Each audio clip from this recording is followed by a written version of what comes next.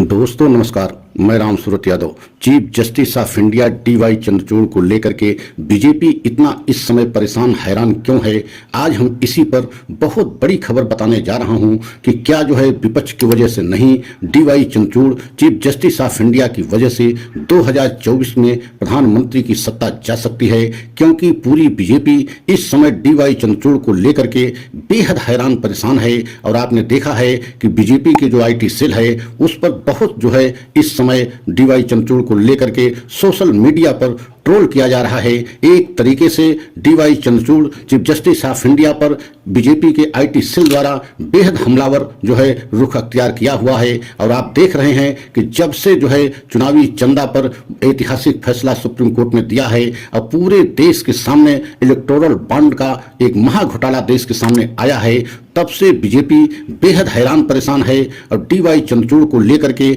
बहुत ज्यादा जो है असहज महसूस नहीं कर रही है। आज हम इसी पर पूरे सच का खुलासा करेंगे कि क्या जो है DY चंद्रचूड़ की वजह से 2024 में प्रधानमंत्री मोदी की सत्ता जा सकती है। तो आप सभी देशवासियों से निवेदन है कि अगर हमारे चैनल पर पहली बार हैं तो चैनल को लाइक सब्सक्राइब कर लें, वीडियो को अंत तक देखें, वीडियो में अंत तक बने रहें। पूरा सच आपके सामने हम खोल करके रख देंगे कि विपक्ष से कहीं ज्यादा इस समय बीजेपी सरकार और खासकर मोदी जी DY चंद्रचूड़ से बहुत ज्यादा हैरान परेशान हैं। तो आप हमारे वीडियो में बने रहिए। सबसे पहले हम आपको बताना चाहते हैं कि अभी अभी जो इलेक्टोरल बॉन्ड को लेकर के एक ऐतिहासिक फैसला सुप्रीम कोर्ट ने दिया है, उस फैसले से पूरी तरीके से बीजेपी सरकार बैकफुट पर चली गई है। क्योंकि चुनावी चंदा घोटाला किसी तरीके से जो है सामने न आए, इसके लिए बीजेपी पूरी अपनी एक तरीके से सुप्रीम कोर्ट में ताकत झोंक दी थी। लेकिन इसके बावजूद DY चंद्रचूड़ बेहद सख्त रुख अख्तियार करते हुए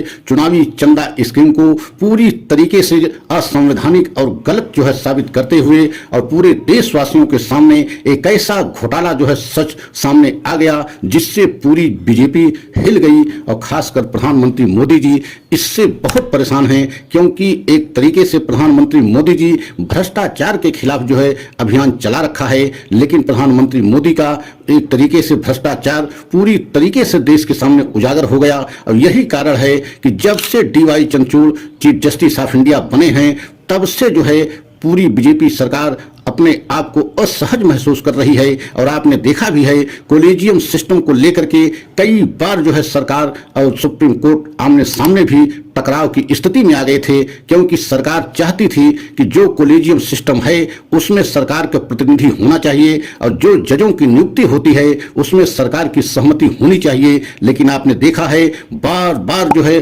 टकराने की स्थिति में सरकार के आने के बाद भी सुप्रीम कोर्ट के चीफ जस्टिस ऑफ इंडिया ने सीधा संदेश और बार बार जो है इस मांग को ठुकरा दिया प्रधानमंत्री मोदी के कि कोलेजियम सिस्टम में किसी तरीके से सरकार के प्रतिनिधि की आवश्यकता नहीं है। कोलेजियम सिस्टम जो सुप्रीम कोर्ट का बना है एकदम पारदर्शी और स्वतंत्र है और कोलेजियम सिस्टम के द्वारा ही पूरे देश के हाई कोर्ट एवं सुप्रीम कोर्ट में जजों की नियुक्ति होती है। तो आप समझ सकते हैं कि कोलेजियम सिस्टम में एक तरीके से अपना अधिकार जमाने की कोशिश में बार बार जो है सरकार और सुप्रीम कोर्ट के आमने सामने आने की स्थिति में भी जो है चीफ जस्टिस ऑफ इंडिया झुके नहीं और सरकार की मनमानी को किसी तरीके से मानने के लिए तैयार नहीं हुए। और आपको यह भी बता दें कि जब से DY Chandrachud chief justice of India बने हैं, कई ऐसे ऐतिहासिक फैसले उन्होंने दिया है जिससे पूरी बीजेपी हिल गई और पूरी बीजेपी एकदम बैकफुट पर चली गई और पूरी बीजेपी की पूरे देश में छवि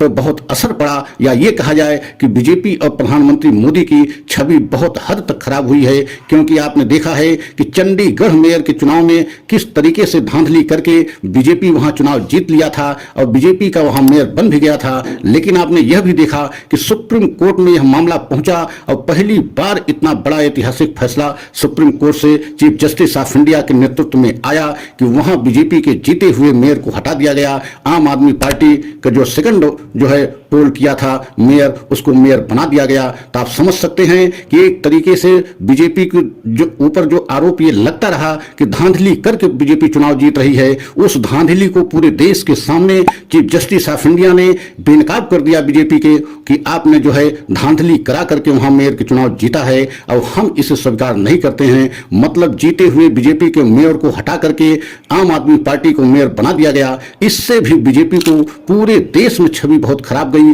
क्योंकि पूरे विपक्ष की पार्टियां यही आरोप लगाती रही कि अगर वहां बैलेट पेपर से चुनाव न हुआ होता और ईवीएम से चुनाव हुआ होता तो यह भी सच पूरे देश के सामने न जाता। तो आप समझ सकते हैं कि इस समय BJP chief justice of India की वजह से पूरी तरीके से बैकफुट पर पहुंच गई है। इलेक्टोरल बॉन्ड को लेकर के भी सरकार नहीं चाह रही थी कि यह जो है पूरे देश के सामने सच आए कि कौन से पार्टी को कितना चंदा मिला और किस व्यक्ति द्वारा चंदा मिला। तो आप समझ सकते हैं इस मामले को लेकर के भी बीजेपी एकदम बैकफुट पर चली गई है, क्योंकि इस इलेक्टोरल बॉन्ड के सच आने से प्रधानमंत्री मोदी का एक तरीके से भ्रष्टाचार के खिलाफ जो अभियान उन्होंने चलाया था उस पर बहुत बड़ा धक्का लगा और पूरी तरीके से भ्रष्टाचार का उजागर हो गया। तो आप समझ सकते हैं कि आने वाले समय में डीवाई चंद्रचूड़ से बीजेपी कितना घबरा गई है कि उनके खिलाफ इस समय आईटी सेल के द्वारा, बीजेपी के आईटी सेल के द्वारा जो है सोशल मीडिया पर ट्रोल किया जा रहा है और उनको तमाम ऐसे शब्दों से नवाजा जा रहा है